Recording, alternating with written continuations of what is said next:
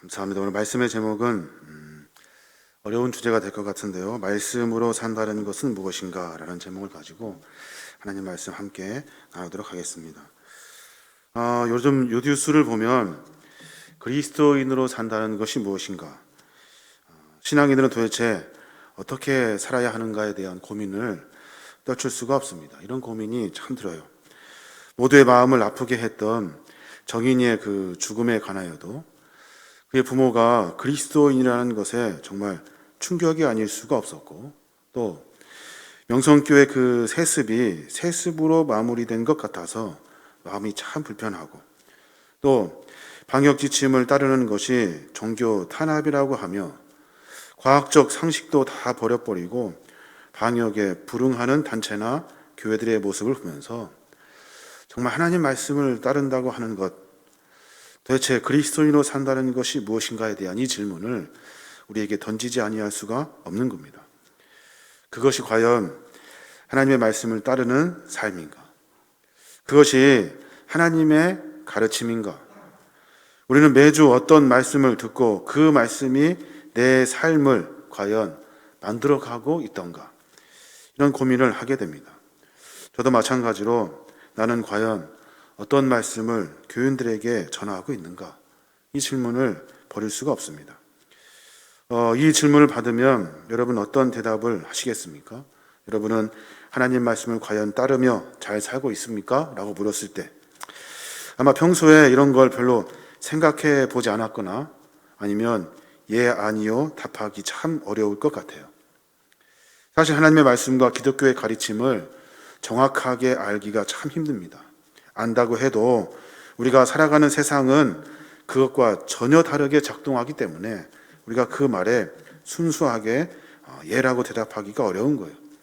대다수 그리스도 기독교인들은 말씀과 삶이 여전히 분리된 상태로 살아갑니다. 이렇게 살아도 특별한 일이 아니면 큰 문제가 없어 보여요. 그런데 영적으로 보면 위기가 아닐 수 없는 거예요. 왜냐하면 신앙인으로서의 정체성에 혼란이 벌어지기 때문에 그래요. 정체성의 혼란은 인격의 혼란을 가져옵니다. 인격의 혼란은 삶을 혼동스럽게 만들었기 때문에 그래요. 이러한 삶은 하나님의 말씀과 삶이 늘 충돌하면서 우리로 하여금 서서히 이중적인 인격을 소유하게 만들어버립니다. 그래서 이 분리가 우리 기독교인들을, 그리스도인들의 삶을 혼란스럽게 하는 거예요. 가장 바르게 살아야 할 사람들이, 세상에 방향이 되어야 할 사람들이 혼란스럽게 이리 갔다 저리 갔다 흔들리게 되는 겁니다. 이것은 사실 어제 오늘 일이 아닙니다. 야고보서를 읽어보면 야고보서의 상황을 봐도 흩어져 살아가는 그 성도들에게 말씀의 가르침과 살아야 하는 삶을 분리되지 아니하도록 계속 야고보는 우리에게 가르쳐주고 이야기해주고 있는 거예요. 말씀과 삶이 분리된 혼란의 생활이 계속되지 않도록 우리에게 가르쳐주고 있는 거예요. 22절에 뭐라고 말합니까? 여러분은 말씀을 듣기만 하여 자신을 속이지 말고 말씀을 실천하는 사람이 되십시오 라고 가르칩니다. 말씀을 실천하는 자와 실천하지 않고 듣기만 하는 자가 나와요. 거기에 말씀을 듣기만 하고 자기를 속이지 말고 말씀을 실천하는 사람이 되라고 가르쳐주고 있는 거예요. 말씀을 열심히 배우고 예배에 열심히 참여하면서도 여기에 상응하는 삶의 내용을 찾아보기 힘들다면 우리는 우리 자신을 속이는 자들입니다. 어떤 사람들이 모인 교회는 자신의 삶을 점검할 마음도 세상을 변화시킬 능력도 생각도 없습니다. 왜냐하면 그럴 필요성도 느끼지 못해요. 그저 말씀은 그냥 듣고 흘려버리고 전혀 다른 삶을 살기 때문에 그래요. 정인이의 소식에 더 충격을 받은 것은 정인이의 그 외할아버지가 목사였고 시몬이 그러니까 시할머니, 그 외할머니는 교회 어린이집 원장이었고 친할아버지는 침례교 목사님이셨대요. 목사의 자녀들이 결혼하여 정인이를 입양하고 겉으로는 천사인 양 방송까지 출연했대요. 도대체 그들이 무슨 말씀을 가리키고 무슨 말씀을 붙들고 어떤 삶을 살았는지 궁금하지 않을 수가 없어요. 과연 무슨 하나님을 믿고 있는가? 이 질문을 던지지 않을 수가 없어요. 저도 마찬가지로 이 일이 저에게도 참 걱정스러운 일이에요. 과연 나는 그리스도인으로, 신앙인으로 바르게 살아야 하는데 이 일을 어떻게 할 것인가? 한국교회와 한국사회의 큰 이슈로 부각됐던 명성교회 목회자 세습이 마무리됐대요. 명성교회는 자신이 속한 예장 통합의 헌법을 아주 교묘하게 정면으로 부정하는 행동을 합니다. 옳은 일이라면 다른 교회와 사회로부터 비판을 받아도 밀고 나가야 하겠지만 이 문제는 분명히 잘못된 것 같아요. 명성교회 김성환 목사가 15년 2월에 은퇴하고 그 아들을 17년 3월에 청빙을 합니다. 이것이 세습이 아니라는 거예요. 법조항을 보면 그렇게 나와 있어요. 은퇴하는 담임 목사의 배우자 및 직계 비속과 그 직계 비속의 배우자는 담임 목사로 청빙할 수 없다. 이 헌법 조항대로 하면 은퇴를 이미 했다는 거죠. 은퇴한 지 2년이 지났으니까 괜찮다는 거예요. 그래서 은퇴하고 중간에 마음도 없는 사람 끼었다가 1년, 2년 하고 내쫓고 자기 아들을 부르는 거예요. 결국 통합 측 총회에서 21년, 그러니까 올해 첫 주부터 담임 목사로 설교할 수 있도록 한 거예요. 조항을 만들죠. 더 이상 이 일을 논하지 않는다. 이렇게 뒤에 조항을 또 달아가지고 이해하지 못하도록 그렇게 합니다. 이제 모든 목회자들은 은퇴하고 착하고 순진한 목사 데려다가 1년, 2년 있다가 교인들 선동해서 자기 아들 데려다 하는 일을 계속해서 반복할 거예요. 이것이 한국교회의 세습 방지법의 실태예요. 기준이 뭡니까? 기준? 하나님 말씀이 아니고 자기가 좋을 대로 하는 거예요. 자기가 좋을 대로. 말씀은 듣기만 할 뿐이지 그 말씀에 해당되는 삶의 내용은 완전히 무시합니다. 말씀과 삶을 이원론적으로 분리하는 신앙의 형태를 자연스러운 결과로 받아들이고 사는 거예요. 말씀을 실천하지 않고 듣기만 하는 사람을 가리켜서 야고보는 자기 자신을 속이는 자라고 진단하고 있는 거예요. 22절에 보면 여러분은 말씀을 듣기만 하여 자신을 속이지 말고 말씀을 실천하는 사람이 되십시오. 기독교인들에게 하나님의 말씀이 삶의 내용으로 나타나지 않으면 그의 삶은 그는 하나님의 말씀을 앞에서 말씀 앞에 자기를 속이는 자가 되는 거예요. 자기를 속이면 결국 삶의 중심이 파괴됩니다. 삶의 중심이 파괴된다는 말은 내적인 그 신념이 불확실해진다는 거예요. 내가 가진 신념과 철학과 믿음이 불확실해지는 거예요. 그러면 어떻게 됩니까? 늘 이중적인 삶을 살게 되어 있어요.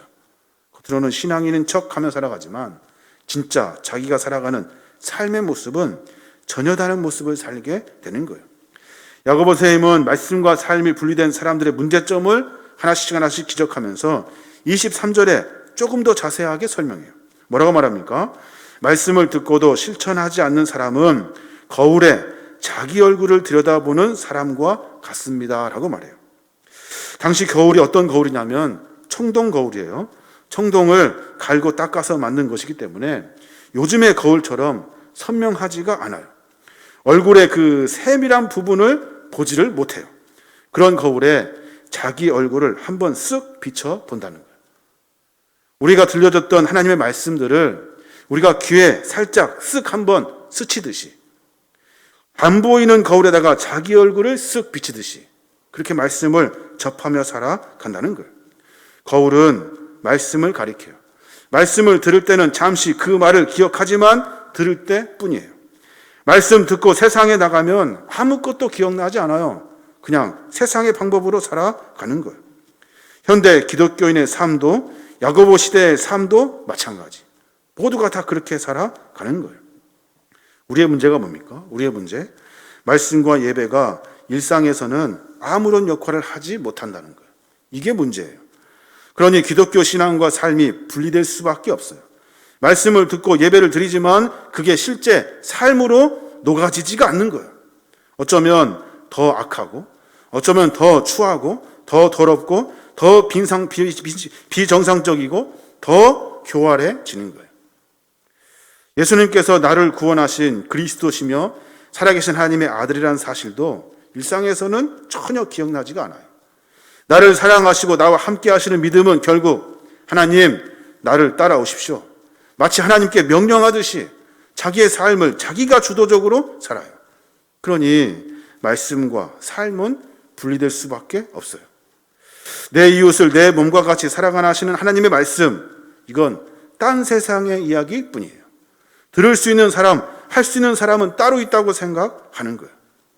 이러한 문제점들을 사도 요한이 누차 그러지 말라고 강조하고 있어요. 요한일서 2장 10절에 보면 세상에 있는 모든 것이 육신의 정욕과 안목의 정욕과 이생의 자랑이니 다 아버지께로부터 온 것이 아니요 세상으로부터 온 것이니라 라고 말해요. 이웃을 내 몸과 같이 사랑하는 사람이 세상에 사실 어디 있겠습니까? 육신의 정욕 즐기고 안목의 정욕 쫓아다니고 이 땅에 누리는 것 자랑하며 모두가 다 그렇게 살아요. 안 그런 사람이 어디 있겠습니까? 그러니 우리는 이미 말씀과 삶이 완전히 불일치된, 완전히 분리된 우리의 생활에 익숙해져 있는 거예요. 일치할 수가 없죠. 불가능한 일입니다. 어떻게 말씀대로 삽니까? 우리 잘 알잖아요. 제사장들이나 목사들을 통해서 그것이 안 된다는 것 이미 증명됐어요. 누구도 불가능한 일이에요. 아마도 우리는 죽을 때까지 말씀을 대충 듣고 곧 잃어버리고 세상은 내 삶의 방식대로 살아가는 이 패턴이 계속해서 반복될 거예요. 이런 방식으로 살아도 충분히 행복할 수 있다고 생각하니까 별 문제가 없어요. 성경은요, 그것이 참 행복이 아니라고 가르칩니다. 그것이 진짜가 아니라고 분명하게 가르칩니다. 그 모든 일들이 다 자신을 속이는 일이라고 가르쳐주고 있는 거예요. 야고보 기자가 지적한 것처럼 자기를 속이는 것이니 어찌 행복할 수가 있겠습니까? 내 마음과 내 삶과 모든 것들이 다 분리돼 버렸어요. 행복한 것처럼 보이지만 사실은 그건 진짜 행복한 것이 아니에요. 그럼 이제 물어야 되는데 어떻게 하면 말씀대로 살 수 있을까요? 어떻게 하면? 자, 여러분, 저는 본문을 통해서 두 가지를 말씀드리려고 합니다. 하나는 뭐냐면 자신이 정말 신앙인이라면, 자신이 정말 그리스도인이라면 주님 없이 살아가는 일상을 죽여내야 돼요. 주님 없이 살아가는 일상을 하나씩 꺾어내야 돼요. 근데 이것이 사실 잘 안 돼요. 왜냐하면 우리는 우리의 일상이기 때문에 그래요. 우리의 일상이에요. 이것은 그냥 우리의 일상이 이상이 없다고 생각하기 때문에 잘 안 돼요. 목사인 저도 일상이 지극히 정상일까요? 저도 수도 없이 많은 유혹에 시달립니다. 저는 마누라하고 안 싸울 것 같습니까? 싸웁니다. 애들에게 소리 안 지릅니까? 지릅니다. 거짓말 안 합니까? 거짓말 합니다. 다른 사람을 안 죽입니까? 죽이는 말 수도 없이 반복합니다. 이러한 주님 없이 살아가는 일상을 내가 스스로 의지적으로 꺾어내야 돼요. 나를 새롭게 하신 주님의 말씀으로 살아보겠다고 내 의지를 꺾어내야 돼요. 그것이 세례이고 그것이 세례받은 자의 삶이고 그것이 신앙인인 거예요. 이런 어렵고 힘든 과정을 다 뒤로 빼버리고 엉뚱한 것 쫓아다니면 우리는 평생 말씀을 귀로 듣고 귀로 흘려버리고 삶의 문제가 전혀 반응되지 않는 그런 삶을 살게 되는 거예요. 우리 삶에서 주님 없이 살아가는 일상을 매번 고민하는 사람은 어떻게 하면 주님을 믿는 것이 그리스도인인가, 어떻게 우리가 살아야 될 것인가 하는 고민하는 사람들은 말씀을 건성으로 듣지 않습니다. 그 말씀이 자신의 삶에 실현되도록 아주 전투적으로 살아가게 되어 있어요. 문제는 우리는 이런 노력 자체를 하지 않는다는 거예요. 세상에서 주어진 삶의 습관을 가지고 이것이 인생의 노하우처럼 반복하며 살아가고 있다는 거예요. 주님 없이 살아가는 일상을 꺾어내는 그런 의지가 우리에게 없어요. 단번에 이렇게 할 수 있는 일이 아니에요. 근데 분명한 것은 방향을 정해야 돼요. 방향. 신앙의 연륜과 더불어서 말씀과 삶의 일치가 점점점 더 명확하게 확인될 수 있도록 매번 내 과거를 다 꺾어내고 주님 없는 나의 습관들을 꺾어내야 하는 거예요. 우리가 할 일이 무엇일까요? 우리가 할 일이 주님 없이 살아가는 일상을 한번 기록해 봐야 돼요. 기록해 보십시오. 내 삶이 얼마나 주님 없는 삶을 살았는지 내 두 눈으로 직접 확인하는 거예요. 하루하루 내가 주님 없이 살았던 일상을 한자 한자 기록해 보십시오. 한자 한자 기록해서 내가 어떤 놈인지 그 기록된 내가 쓴 그 글을 통해서 직접 확인하는 거예요. 매번 혈기로 살아가고 욕심으로 살아가고 정욕으로 살아가고 세상 사람들 만나면서 세상 사람과 똑같이 살아가는 나의 이중적인 삶의 모습을 내가 쓴 글을 통해서 직접 확인할 수 있어야 하는 거예요.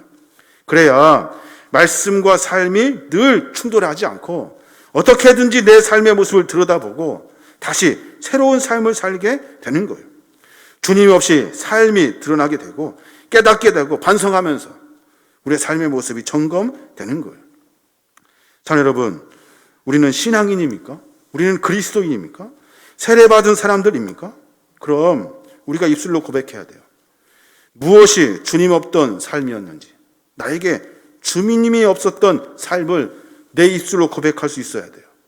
무엇이 주님과 함께하는 삶인지 내가 말할 수 있어야 하는 거예요. 내가 무엇이 달라졌는지 고백할 수 있어야 하는 거예요. 그게 진짜 신앙인이에요. 부끄럽지만 이 일을 계속해서 반복해내어야 하는 거예요. 부끄럽지만 말할 수 있어야 되고 창피하지만 그래도 해보겠다는 몸부림이 우리 안에 있어야 하는 거예요.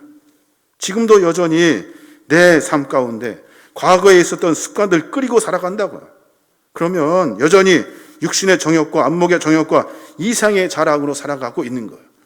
그러면서 신앙인이면서 살아가지만 여전히 나를 속이면서 그리스도인인데 그리스도 아닌 것처럼 신앙인인데 신앙이 아닌 것처럼 삶을 살아가게 되어 있는 거예요.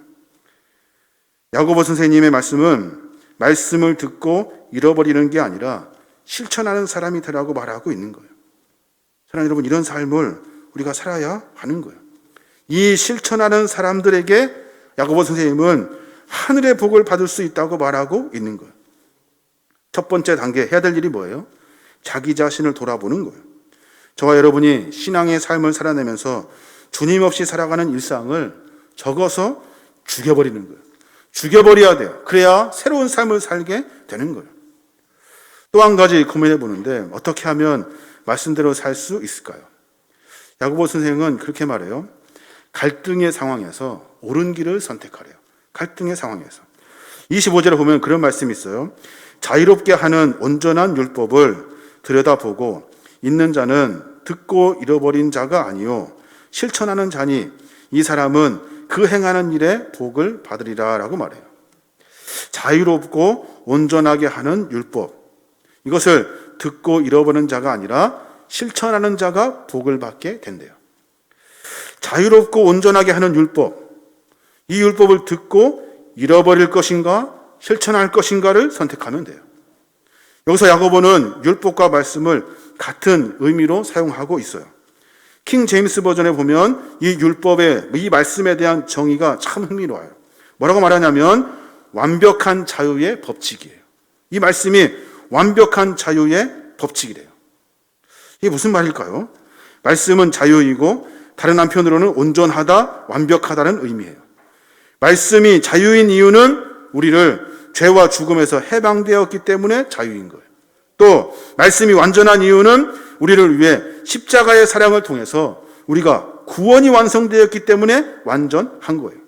그러니까 우리가 자유롭고 완전하게 되기 위해서는 말씀 붙들고 실천하며 살아야 하는 것, 아주 간단한 논리가 성립되는 거예요.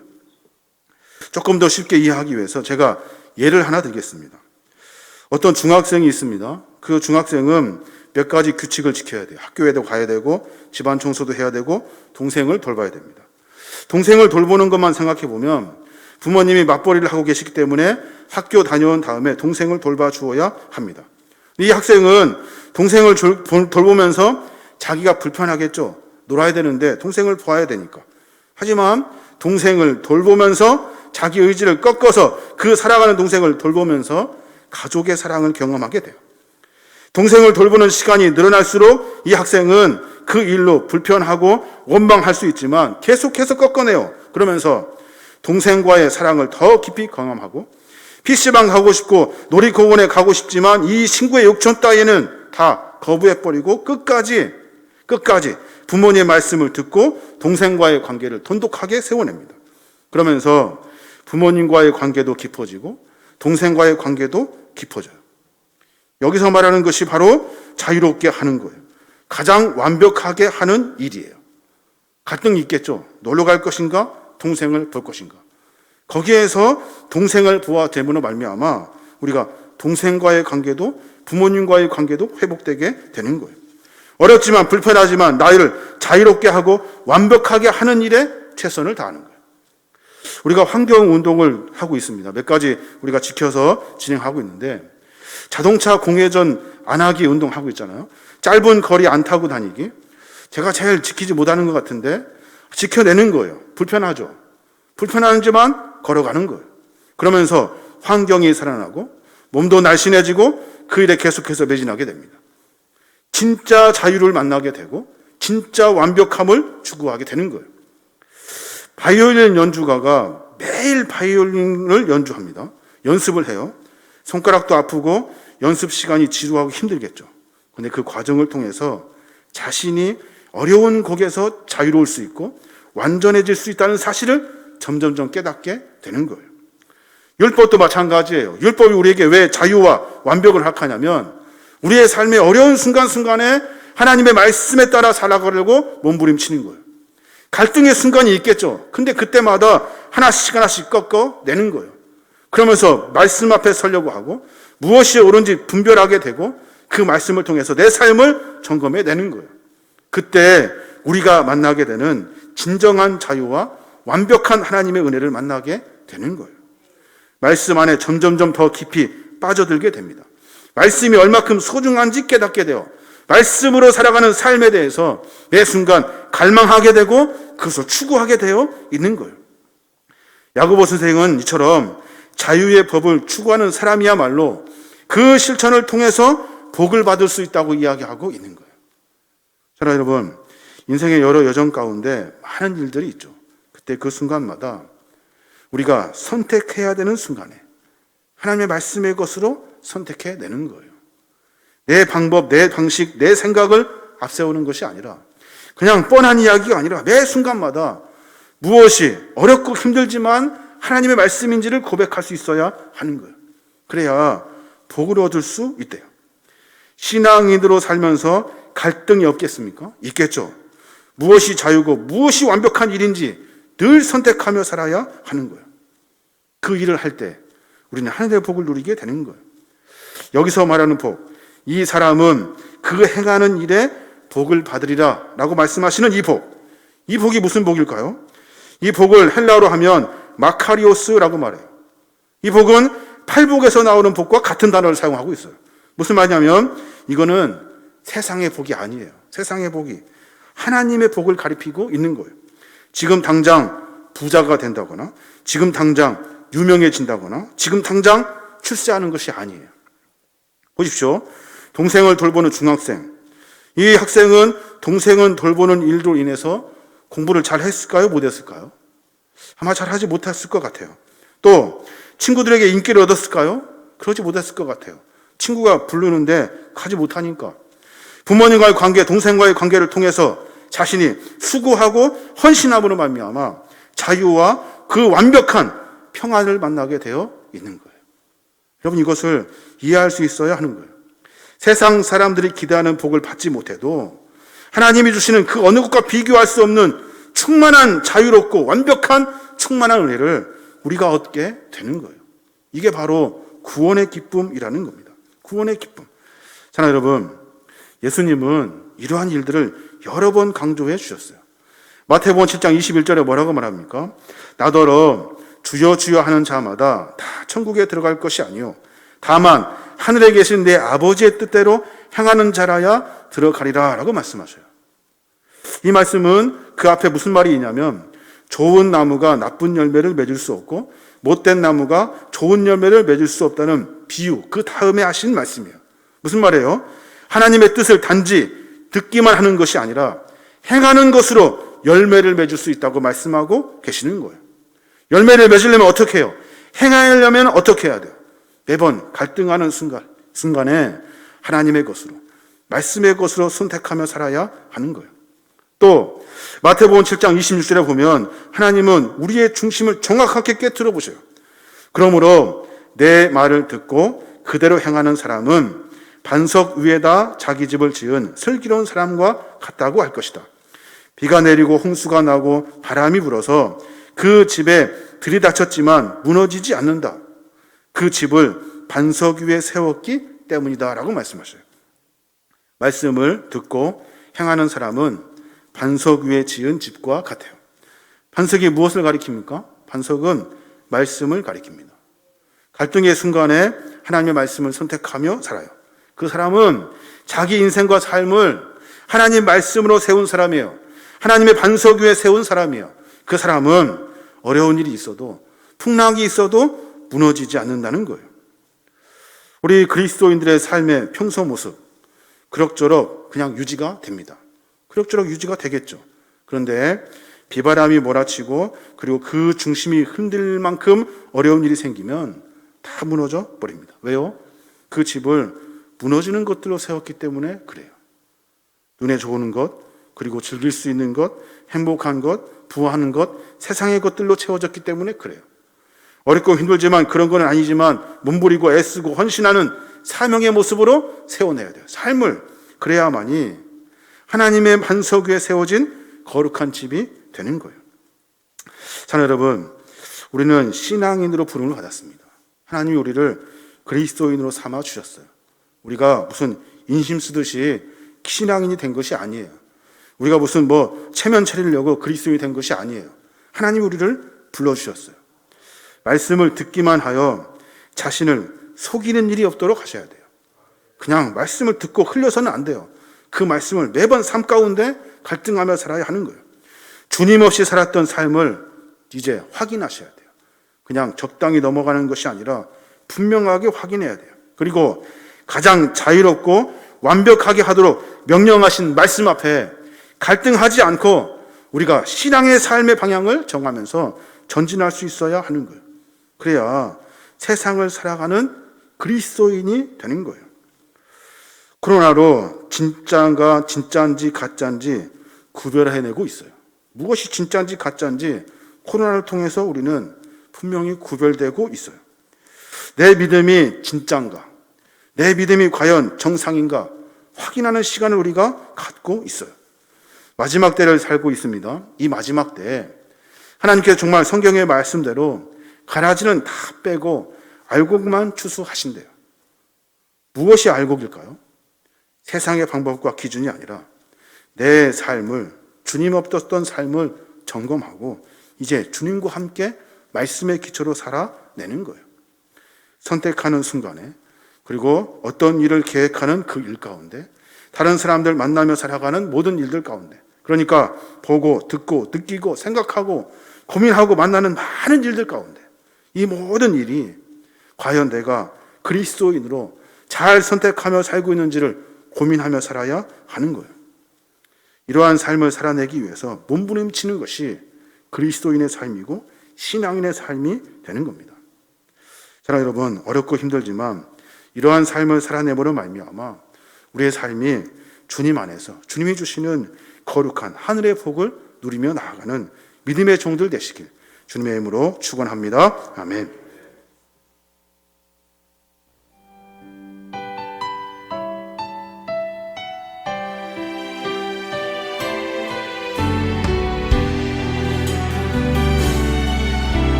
믿음과 삶을 살아내는 실력이 너무나 다른 내 모습을 볼 때에 이 모습도 주가 사랑하실까? 자신 없는 내 모습 그저 주님 앞에 있네.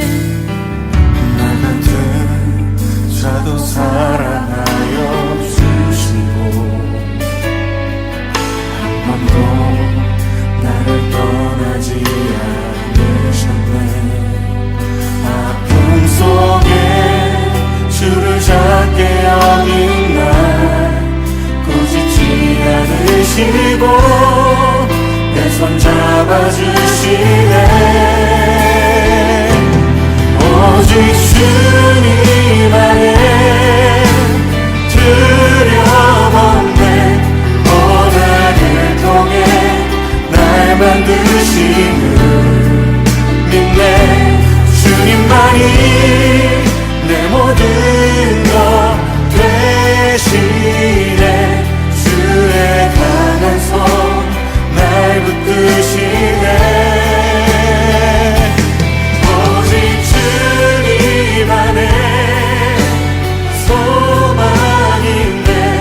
내 삶을 통해 영광 받으신 주님, 주님만이 내 모든 것 되시네. 주의 선하심 나 노래하네.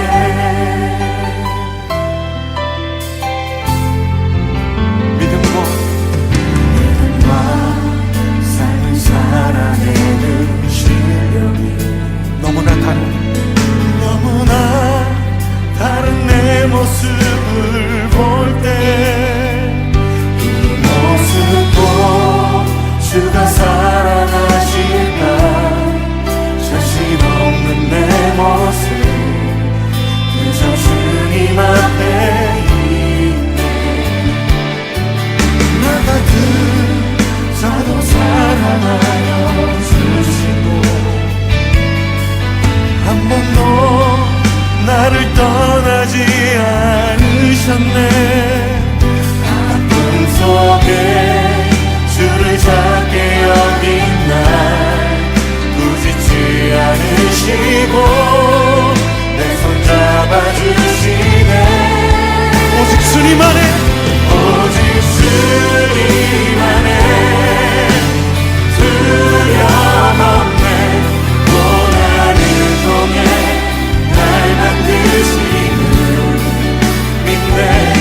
주님만이 내 모든 것 되시네.